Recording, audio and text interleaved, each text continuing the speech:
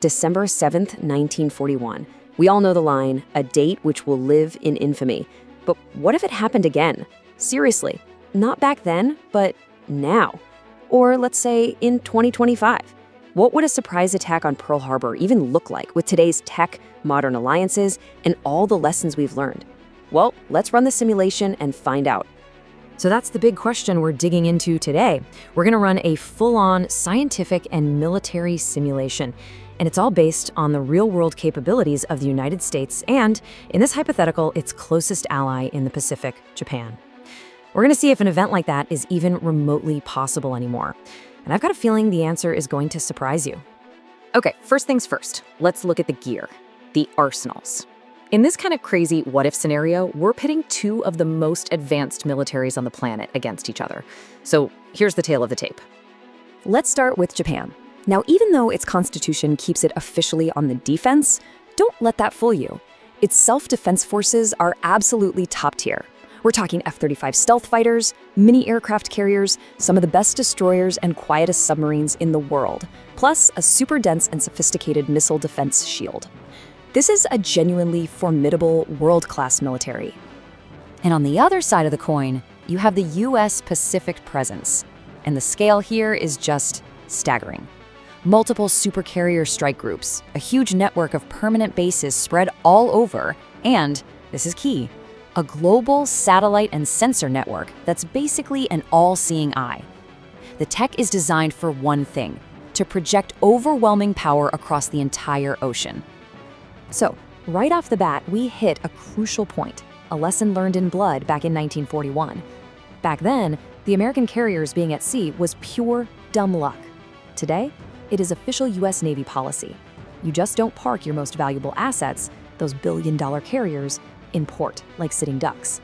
That one single change in strategy completely rewrites the entire playbook from the get-go. But you know, beyond all the hardware, we have to talk about the single biggest factor that makes a 2025 Pearl Harbor just impossible. And that is the complete and utter death of secrecy. So could they do it? Could a massive naval fleet, carriers, destroyers, the whole shebang, really sail undetected across the Pacific today like they did back in 1941? Could they just switch off their radios and achieve total surprise? The scientific answer is unequivocal. The chance of a surprise attack today is zero. Not low, not unlikely, 0%. Let's break down exactly why an attack force couldn't even leave its own harbor without the whole world knowing about it instantly. There are just so many layers of detection now. First, you've got satellites. You literally cannot hide an aircraft carrier group on the open ocean from eyes in space. It's impossible. Second, even if you somehow could, long-range radars and patrol planes would spot the attacking aircraft and missiles hundreds of miles out, giving hours of warning. And finally, you've got cyber and signals intelligence, SIGINT, which means all the digital chatter you need to plan something this big, yeah, that gets picked up way before the first ship even unties from the dock. Okay, but let's just play this out. For the sake of the simulation, let's say the impossible happens. A radical government in Japan just decides to go for it anyway, knowing they've been spotted. What would the actual fight look like? Well, the timeline is brutally fast. Within minutes of launch, US systems detect everything. Within a couple of hours, American fighter jets are airborne. And they're not defending Hawaii. They're flying out to meet and destroy the Japanese strike force far, far out at sea. The battle happens hundreds of miles away from the target. And before that first wave is even over, the plan for America's devastating counterstrike is already in motion. You see, the defense isn't just one wall. It's a whole series of them. Satellites and radars detect, then ship-based and land-based missiles like the SM-6 and Patriot launch to intercept. Anything that gets through that gets met by the world's most advanced fighter jets. And if, by some absolute miracle, a single missile leaks through all of that, individual ships have their own last-ditch Gatling guns and missiles. It's basically a meat grinder for any attacking force. So the losses for the attacker would be, well, catastrophic. The simulation shows that somewhere between 50 and 70% of the attacking planes would be shot down before they even got close to Pearl Harbor. And their cruise missiles?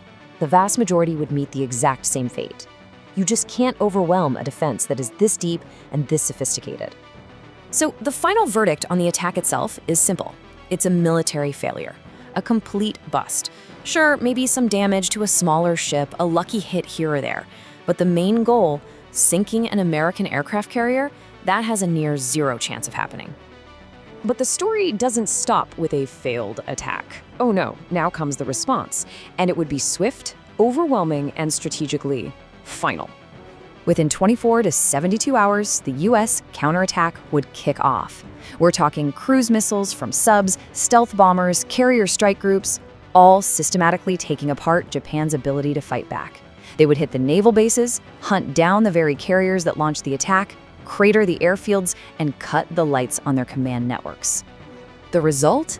The near total destruction of the Japanese self-defense forces as a modern military. Not in months or years, we're talking a matter of days.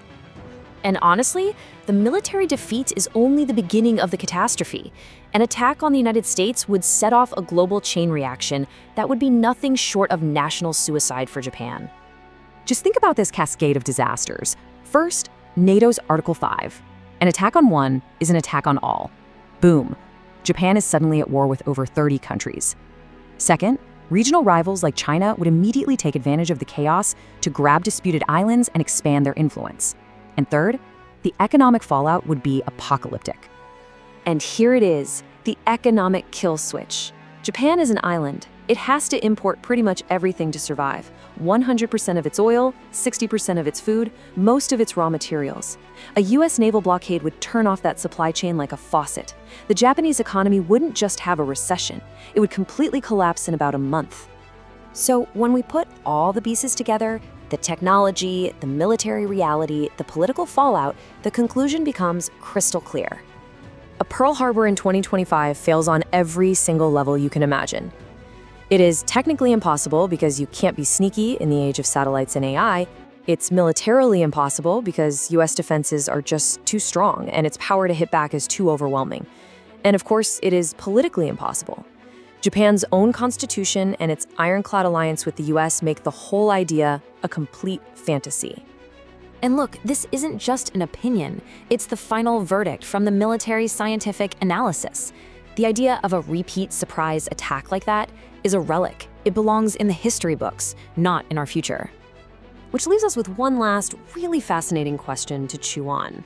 If a massive conventional surprise attack between major powers is now pretty much obsolete and suicidal, what's next? What does the future of global conflict even look like then? Now that's something to think about.